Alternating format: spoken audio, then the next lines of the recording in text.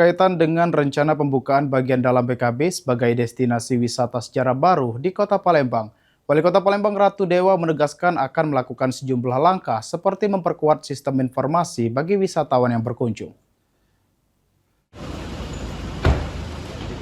Menurut Ratu Dewa, salah satu hal yang perlu dilakukan yakni menyiapkan pusat informasi di bagian dalam BKB, baik berupa foto dokumentasi dan informasi sejarah Kota Palembang. Untuk hal tersebut, Dinas Kebudayaan serta Dinas Pariwisata sudah diminta untuk melengkapi informasi yang akan disiapkan bagi wisatawan.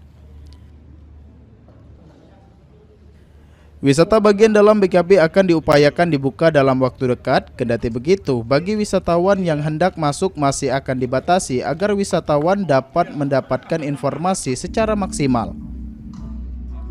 Itu sudah mulai dipergunakan, tetapi untuk ada pusat informasinya di sana juga harus diisi dengan beberapa informasi, baik itu tentang dokumentasi foto dan juga kaitan dengan informasi sejarah Kota Palembang. Kemarin saya sudah minta Dinas Kebudayaan sama Dinas Pariwisata untuk melengkapi pusat informasi yang ada di samping kiri kanan.